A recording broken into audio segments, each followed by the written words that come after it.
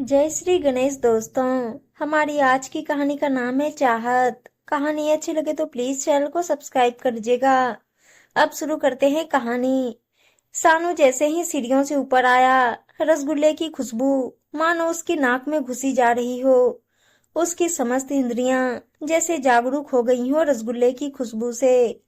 आते ही सीधा रसोई में जाकर माँ को देखते ही बोल पड़ा, मुझे पता था माँ, ये आपके हाथों के रसगुल्ले की ही खुशबू हो सकती है।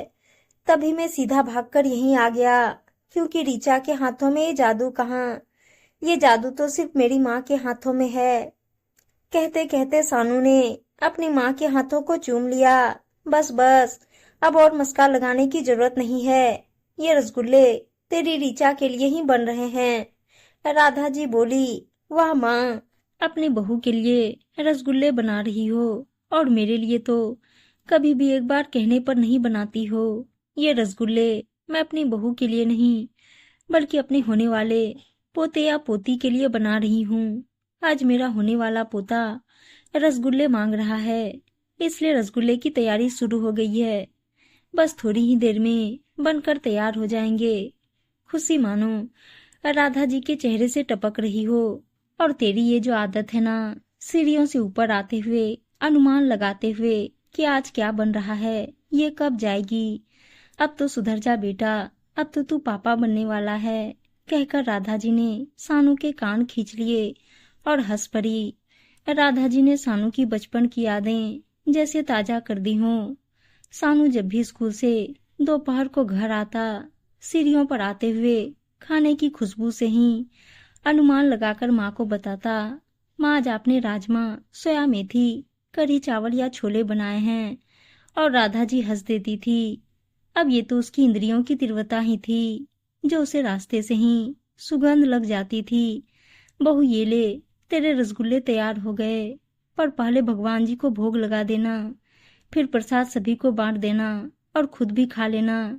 ऋचा, जो पहली बार माँ बन रही है, जिसके लिए सब कुछ नया नया सा अनुभव है, कभी कुछ खाने पीने का मन ही नहीं करता, और कभी कभी इतनी जोरों की भूख लग जाती है कि क्या मिल जाए और जल्दी से खा ले।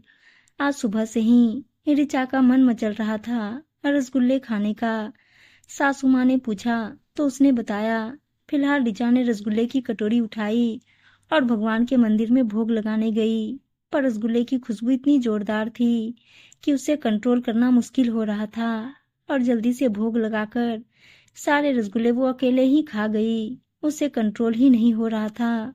जब राधा जी कमरे में आई और देखा ऋचा ने पूरे रसगुल्ले अकेले ही खा लिए, और ऋचा बेचारी सासू माँ की तरफ निरीह भाव से देखे जा रही थी, तब राधा जी बोली, कोई बात नहीं बहू, मैं समझ सकती हूँ, तुम परेशान मत हो। इस समय गर्भावस्था में खाने पीने की चीजों को लेकर ऐसी क्रेविंग होना स्वाभाविक है।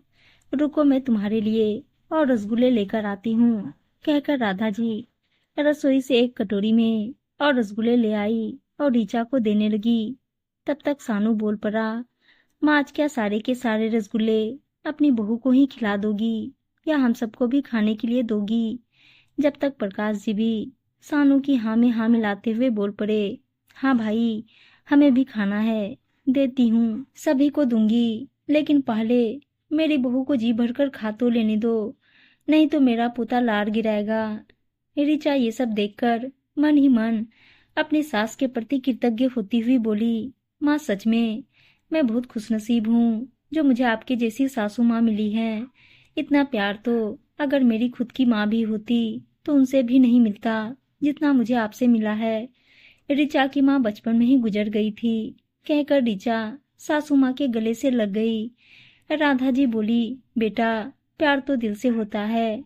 जब दिल में किसी के लिए प्यार हो तो भावनाएं अपने आप बन जाती हैं, और जहाँ दिमाग से काम होने लगता है वहाँ प्यार में दरार पड़ते देर नहीं लगती। इसलिए मैं तो हमेशा यही कहती हूँ, प्यार दिमाग से नहीं दिल से होता है। और अब तू ज्यादा दिमाग ना लगा और खुश रहे, क्योंकि तेरी खुशी का असर तेरे होने वाले बच्चे पर भी पड़ेगा, और मैं नहीं चाहती मेरा होने वाला पोता या पोती रोंदू हो। इसलिए हमेशा खुश रहा कर मेरी बच्ची, कहकर राधा जी ने ऋचा को गले से लगा लिया। दरअसल राधा जी की भी कोई बेटी नहीं थी, तो ऋचा के आने से उनकी बेटी की चाहत भी पूरी हो गई थी और सास बहू का रिश्ता माँ बेटी के जैसा ही खूबसूरत और मीठा मीठा सा हो गया था। उम्मीद है दोस्तों कहानी अच्छी लगी होगी, और अच्छी अच्छी कहानियां सुनने के लिए चैनल को सब्सक्राइब और वीडियो को लाइक शेयर जरूर कर दीजिएगा। धन्यवाद दोस्तों।